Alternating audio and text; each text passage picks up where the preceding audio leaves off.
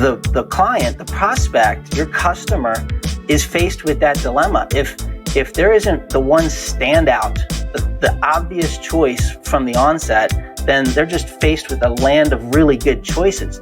And how do you make yourself, you could still win the sale for sure. You can win the customer, but it's not as predictable and not something that you can count on as well, because you're just another piece of cheese on a really good land of choices. So, and then the lobster, well, I love lobster too. So I said, if there's a lobster tail on this cheese plate, well, that's the obvious choice. The title Lobster on a Cheese Plate is really your goal. You want to be the lobster among the land of cheese. Welcome to Peer Talk, a dialogue with business owners just like you. Peer Talk conversations run the gamut of business challenges facing owners today. The host of Peer Talk is Dan Crowley, founder and owner of Peer Executive Groups, which provides a safe space for owners to share their experience, grow their businesses, and learn from their peers. Hi, this is Dan Crowley.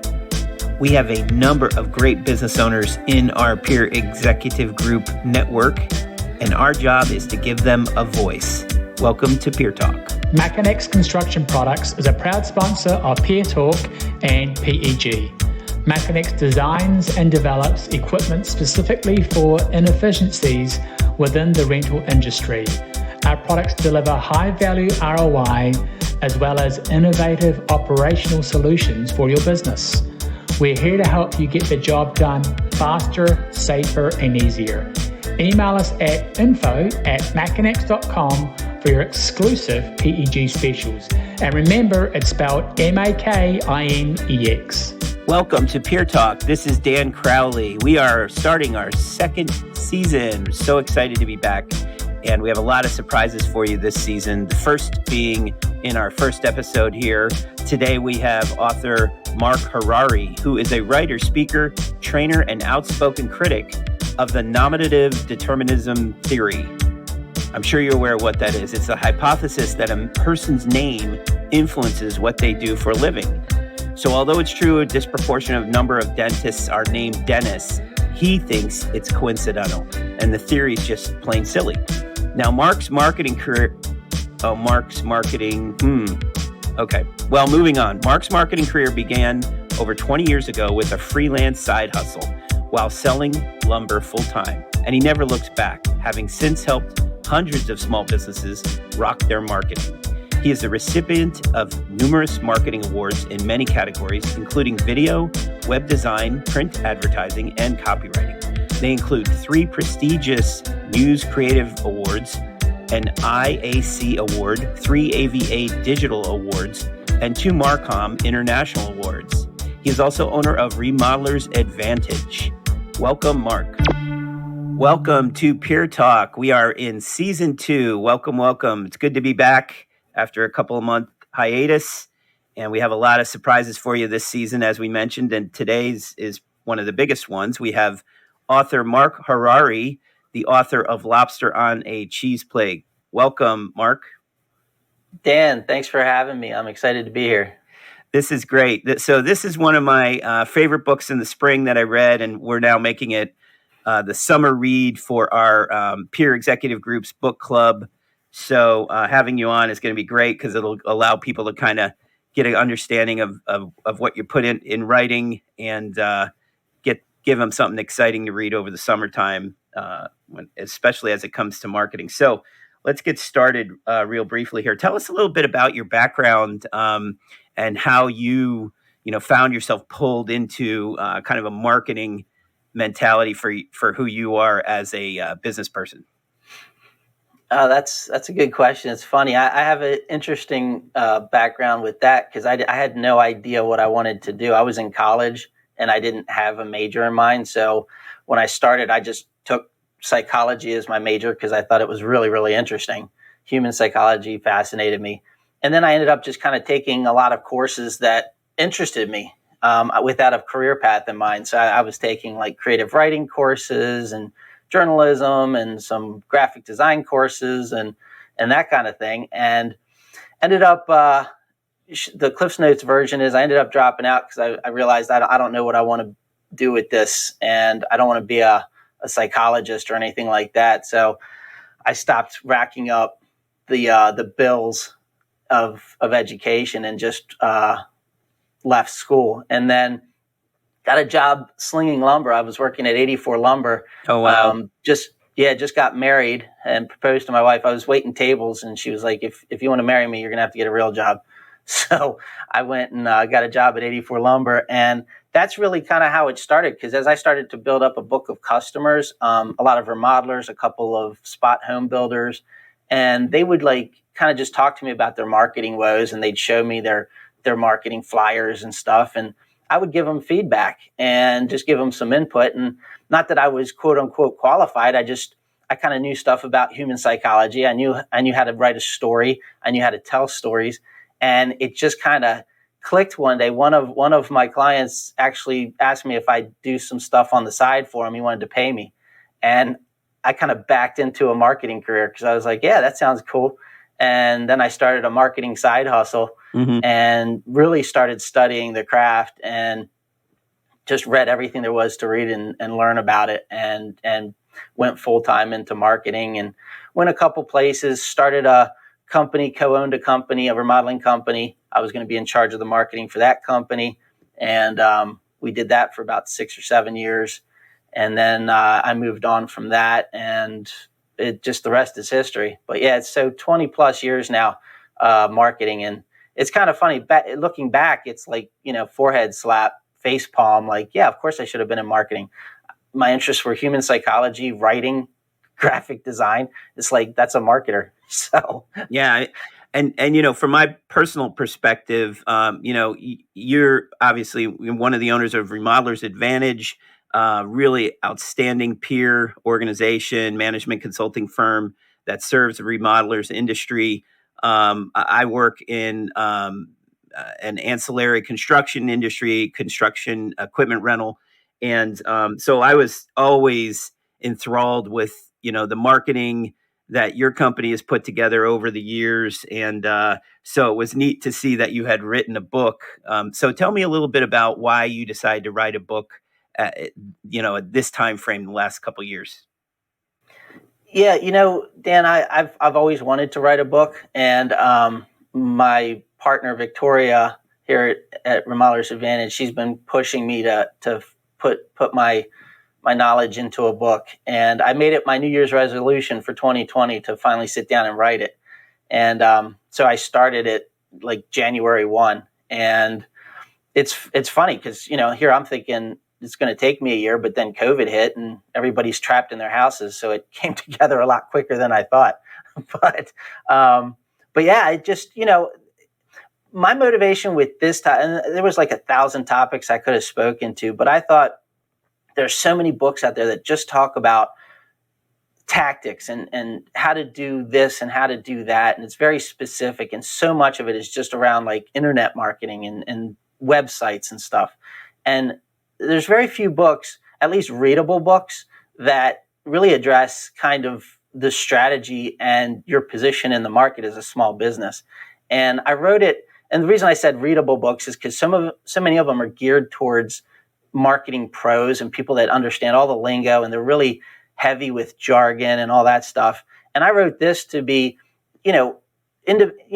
marketing professionals can read the book and get a lot out of it as well, but it's written in a way where someone that doesn't have a marketing background can follow it, understand it, and put it into practice. And I use a lot of real world examples, a lot of analogies.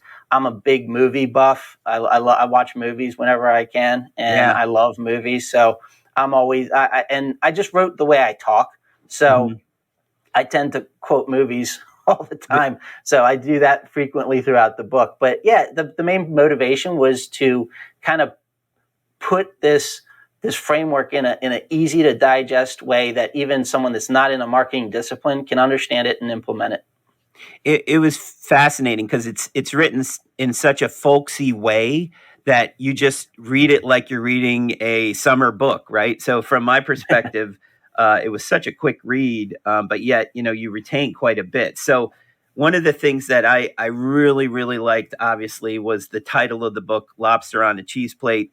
I happen to work with mom and pops and what I would call businesses that are serving a specific market. And there's a million of them. To some extent, it becomes, it's almost like a commodity that they're offering. So you talk about cheese on a cheese plate, and then you move to what lobster on a cheese plate is. So why don't you give us a little bit of background on how you came up with the name for the book and how that is relevant? Yeah, absolutely. So it's funny because the title was actually one of the last things to come. I just started writing, and the working title was marketing book, right? And so it was just kind of, and the biggest chunk of the book is about positioning yourself to win every sale that comes your way.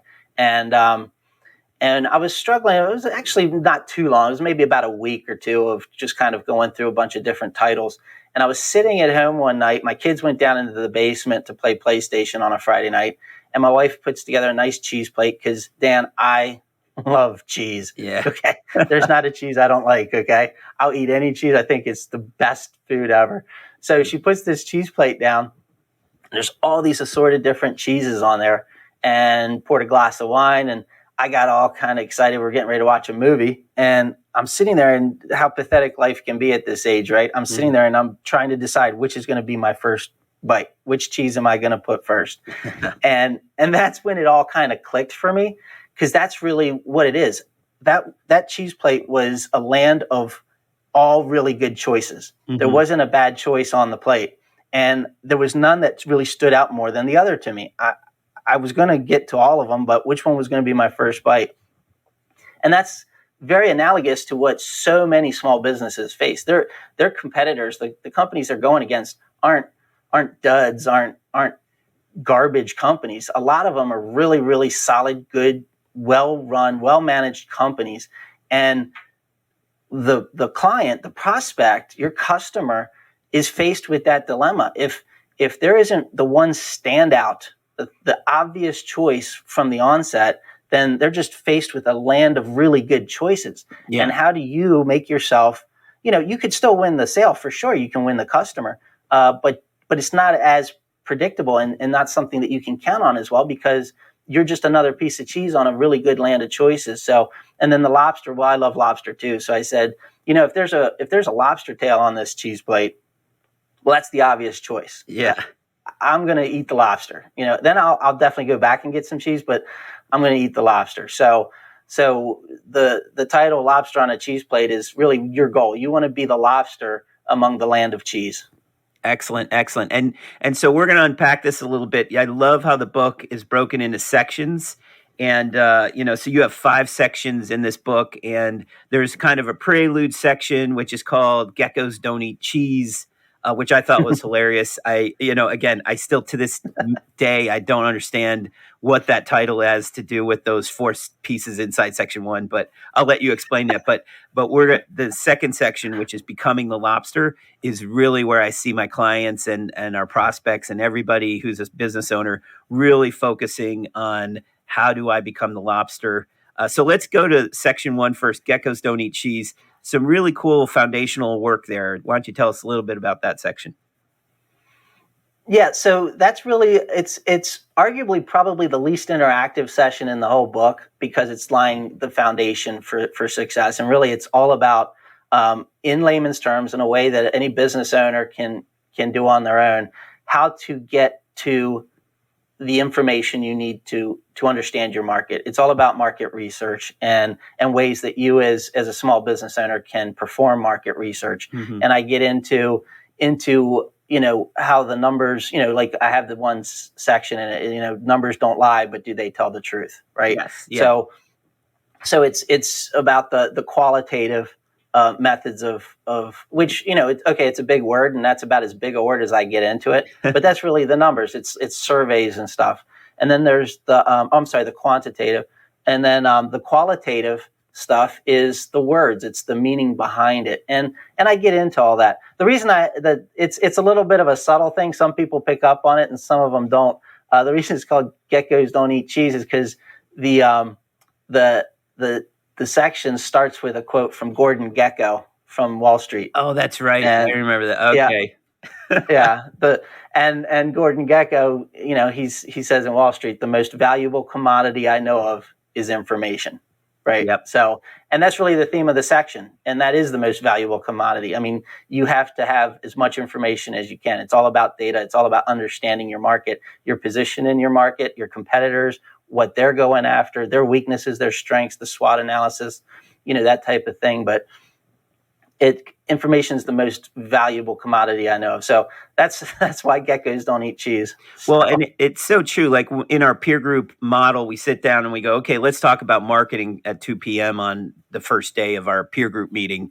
And everybody starts talking about their tactics, but they don't go backwards and look at the information that fed them to make decisions around that, and especially tying their message to their marketing plan, right? So everybody's got a vision for their company and who they want to be, which you really get into awesome in the second section, Becoming the Lobster. This is where you really kind of sucked me in big time. And of course, I love movie references. And you went on a deep dive on the stone reference. So let's talk about the 6 stones of positioning. And why don't you explain the stones for everyone here?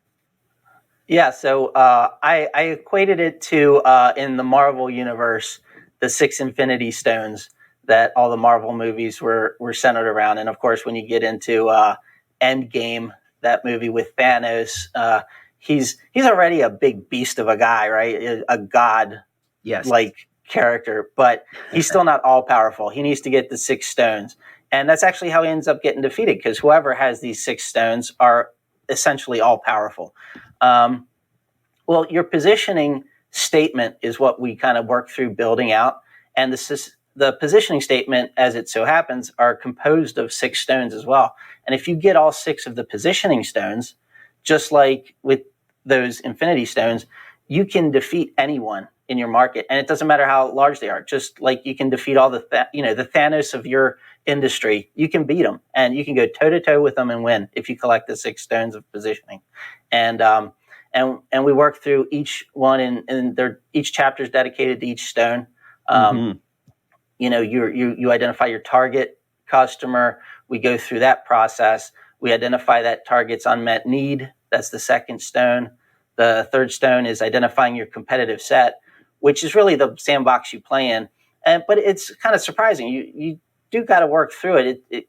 It's a very common tendency to just say, okay, well, I'm a rental company and I go against other rental companies, or I'm a remodeler and I go against other remodelers. Well, you know what? That might not be the case. And you really got to work through that and understand. You'd be surprised that some of the guys you think you're competing with, you actually aren't. So then we work through that. And then the fourth stone is the heart of the whole thing, the point of difference, right? The thing that makes you unique. Yep. And then again, just summary wise, the fifth stone is your reasons to believe. And that's the stone that powers the point of difference, because you have to support it. Without the reasons to believe that support the point of difference you're making, that's just a stated claim. And you can't just say, hey, trust me, it's true. You have to prove it. So that's the fifth stone. And then the sixth and final stone is probably the one that 90% of small businesses ignore completely. And that's the personality of your brand. And every brand should have a personality. It's your distinctive character. We are a tribal species, and we're attracted to people that are like us. If you think of any of your friends, you're going to have a lot in common with them. You're going to like the same movies. You're going to talk the same way.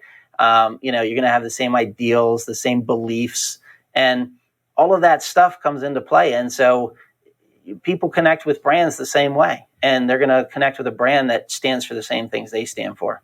So brand personality is a huge part of that. And that rounds out the six stones that go into the positioning statement. I tell you what, so when I was reading this, I found that I kept putting the book down and taking a pad of paper and kind of evaluating myself on each stone, right? So I'm picturing your workbook. Cool. I'm picturing your workbook come out in the fall. So make sure you get a workbook going. But it is it's amazing, because if you quantitatively assess, and when I use that word, I use it lately, you got to subjectively, on a scale of 1 to 5 or a scale of 1 to 10, how well have I thought through my target market? What have I seen in terms of an unmet need? And then certainly the next two are big, which is competitive set and point of difference. And so getting that down on paper, understanding it, and then it could be part of what's driving your business forward, because we jump into tactics, which we're going to touch here in a second, so quickly, and we don't take the time to kind of go through this process, which becoming the lobster. I love it. It's such a great title for that section. But you also go into, at the end of that section, you talk a little bit about pricing strategy, which, again, something I never consider, never think about. I know my customers have like, there's a general pricing strategy in their marketplace, but it's always a challenge. We find some of our clients are, undervaluing what they're bringing to the market, and they don't really recognize that right away. So tell us just a little bit about, how you see that factoring into the six. Yeah. So, well, it's funny because it almost hit. That's why Dan, I have it. It's towards the end of the book when we even start talking about pricing, and that's because you got to go through the steps of writing your positioning statement, and then we kind of get into your your messaging and the copy that you're going to put out there to connect and reach them, and then we start talking about the pricing, because your price is a direct one-to-one relationship with your position in the market. And if you're putting yourself in a place, so many business owners, most of the ones I deal with are remodelers because of the industry the vertical we're focused on. But so many think about things like, quality and our unique service and all that stuff, which don't even get me started on those not really being unique points of difference. But that notwithstanding, they put themselves on such a high pedestal when they talk about how they're different from their competitors, and then they're pricing themselves down to the competition. And they go in the face of each other. It's you need to price yourself fairly for what you provide. You provide more than just the thing. You're providing more than that, and you get to charge more for it. And I do kind of talk about the whole thing about like, if you like. If you're a niche, if you're focused on a specific niche or something, if you're a specialist, if you specialize in something, a different subset within the broad market that you're playing in, well, you charge a premium for that, because people are willing and more than happy to pay more for specialists than generalists. The obvious analogy would be a doctor. Your general practitioner, you're not paying nearly as much as if you go to see a knee specialist or a heart specialist or an eye specialist. They charge a significantly larger sum than your general practitioner, and that's because they're specialists in their trade. The GP can diagnose something with your heart. They can tell something's wrong with it, or your eye isn't working properly, but they have to send you off to someone that specializes in that, and they charge more for it. So you should be charging more for it too. Now, don't play down to your market. You don't want to. You're just getting into a commodity game at that point, and it's just a race to the bottom. Well, and I think you've made the case becoming the lobster, right? So now it's like you don't have to be all things to all people. You now have to find your lobster lovers, which is your next section, right? Section 3: find the lobster lovers. Right. And so it's really exciting for a customer who or exciting for a business owner who goes through this process, and then all of a sudden they're like, hey, I can be this new thing, and or expand on what I'm doing, and now I need to find that market and really not try to be all things to all people. You kind of attack messaging and copywriting and getting it all together, presenting it out there. Very, very intimidating for a business owner who might not have that skill set. So talk to us a little bit about that section. And I think you made reference to using outside professionals and things like that, possibly. Yeah. So copywriting for sure it's a studied art, and it's not something, copywriting is writing to persuade. It's every advertisement you've ever seen is written by a professional copywriter, at least usually. And if you have some serious messaging and a very serious campaign that you're going to be investing in, you might want to consider hiring a copywriter. At least on a freelance basis to take care of it. But I do provide a crash course on DIY copywriting in the book, because at the end of the day, it's not realistic to think you're going to have, they're very expensive. You're not going to probably have one on staff. And to think every marketing communication that goes out the door is going to be written by a copywriter is probably unrealistic. Mm-hmm. But as long as you have the kind of those basic elements to it, you can hold your own. And that's why I create, again, the whole book was geared toward non-marketing professionals, so that you guys can do what you need to do within reason.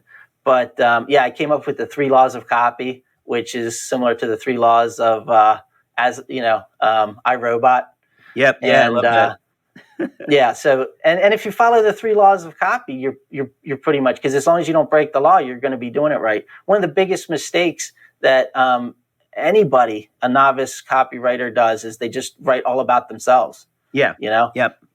And it's not about you. And that's, again, why it all comes after figuring out your positioning statement and that first stone of your target. It's all about your target. Mm-hmm. It's all about them and satisfying their needs, right? So the first law of copy, of course, is you must speak with empathy to the wants, needs, and desires of your target customer. Mm-hmm. And if you're doing that, then you're not talking about yourself.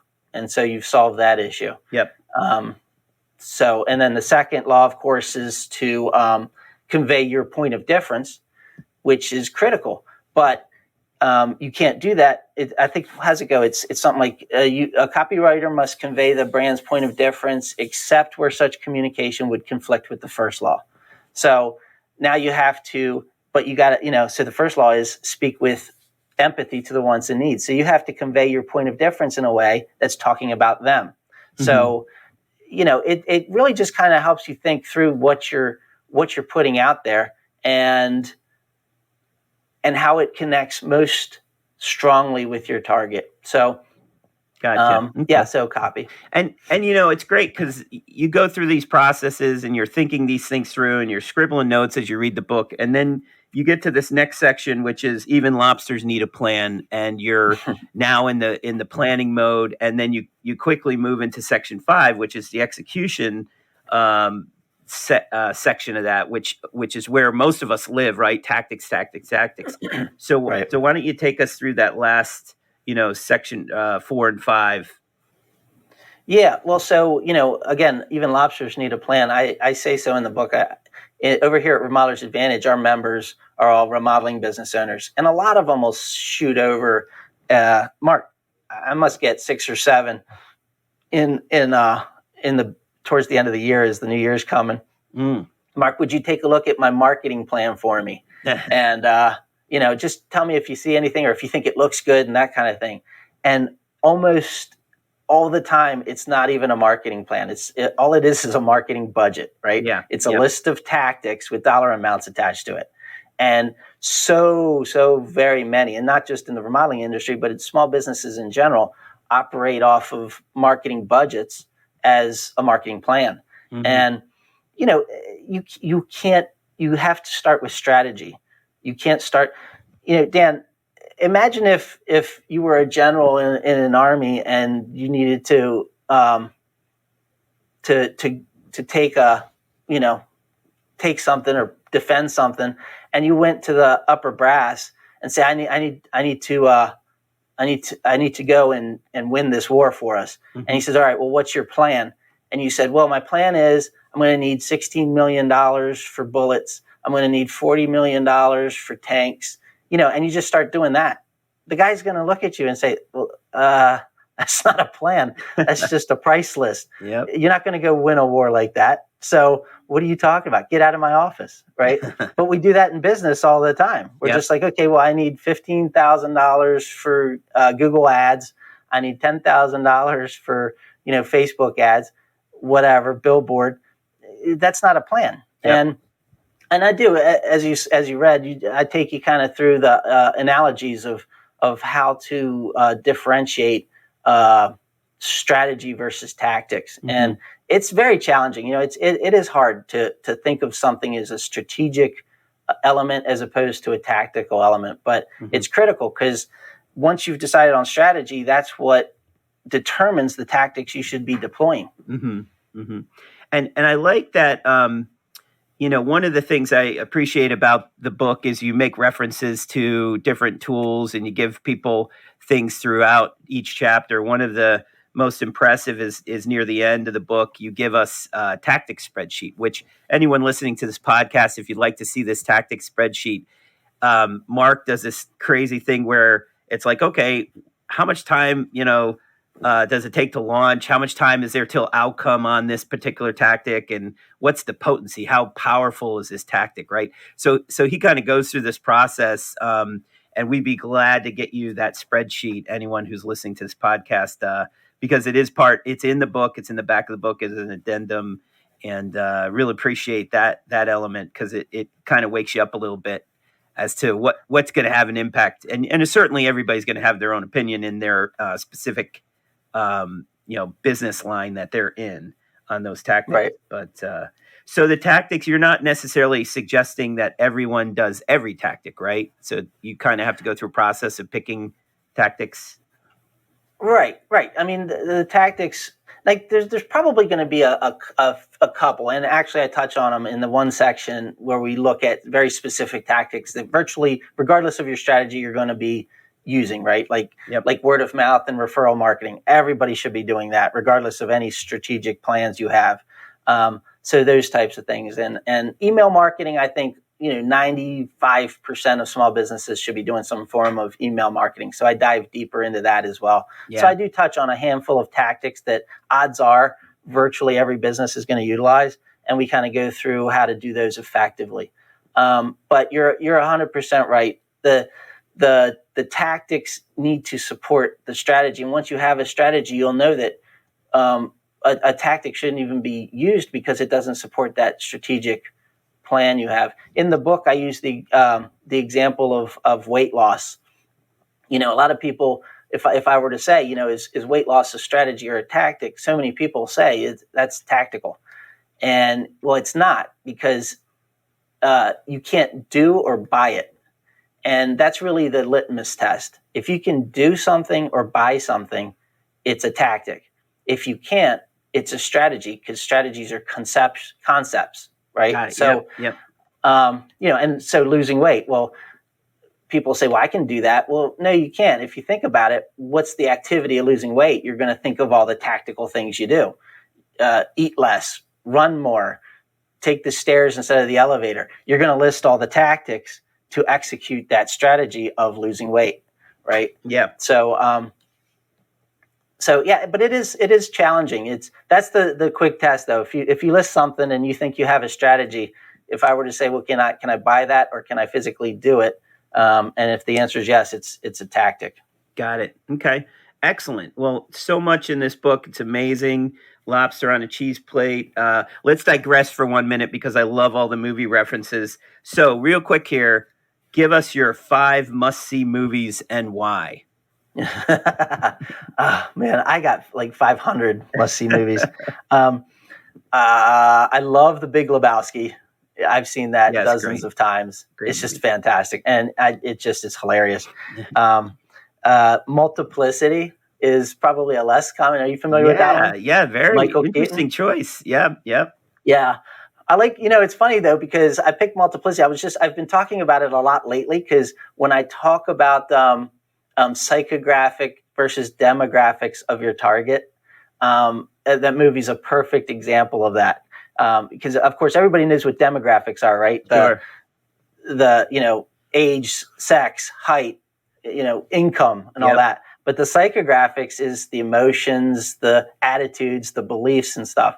And that movie's a perfect analogy for that, because it's about Michael Keaton character who is cloned 4 times, right? Yeah. So there's 4 Michael Keatons running around, but they all meet the same exact demographic profile because they're all Michael Keaton. Oh, no. But their psychographic profiles are completely different. One's a womanizing, beer drinking, sports loving guy. Another's a sensitive, cooking, wants to be caring. And so they all have completely different psychographic profiles, but their demographic profile is identical. So I use that movie a lot as an example of why you need to have a psychographic profile on your target. Yeah. Excellent. Sorry, that wasn't much on a quick 5 on you, though. So sorry for getting long-winded on that. I'll go quick. I'll go quick on some others. Bull Durham is great. That's a fantastic movie with let's see, Captain Phillips. I just watched that. Gotta watch that. Oh yeah. And if a documentary is okay, Free Solo is fantastic. Oh yeah, we watched that last year. It was outstanding, amazing. Oh my gosh, it's like I can't. If you can get through that without closing your eyes at least once, that's pretty impressive. Yep, that guy's impressive as heck. So was that 5? Climbing the mountain. Good analogy for our business owners out here. I think it was 4. Yeah. I think it was 4. You have to have one more. How about Fargo? I love Fargo. Fargo's good. Okay, that's a good one. We'll end on that note. But real quick here, what is next for you? I think I saw you have a masterclass coming up for Lobster on a Cheese Plate. Is that true? Yeah. So anybody that wants help with actually working through the book on a crash course, it's a 2-day masterclass in Baltimore that I'm running in. And the plan's going to be to probably run it a couple times a year moving forward for anyone that's interested in working through the process one-on-one with me and a few peers. We keep the class sizes small, no more than like 8 or 10, so that everybody gets a lot of attention and work through the book and all the exercises in it. Yeah. And if anyone needs more information on that, you can reach out to us at Peer Executive Groups. We also welcome you to reach out about the book itself. We're going to have quite a few copies available for our listeners. So by all means, reach out on that. But Mark, we really appreciate your time here today. I know it's been tough to kind of nail down a time to get together, and we're glad to have you on the first episode for the second season. No, it's great. I'm excited to be a part of the show. It's awesome. Excellent. Well, thank you, everyone. Mark Harari, Lobster on a Cheese Plate. Go check it out. Macanex Construction Products is a proud sponsor of Peer Talk and PEG. Macanex designs and develops equipment specifically for inefficiencies within the rental industry. Our products deliver high-value ROI as well as innovative operational solutions for your business. We're here to help you get the job done faster, safer, and easier. Email us at info@macanex.com for your exclusive PEG specials. And remember, it's spelled MAKINEX. You've been listening to Peer Talk from Peer Executive Group, produced and directed by Noah Crowley and hosted by Dan Crowley. Subscribe to this podcast for notifications of future episodes of Peer Talk.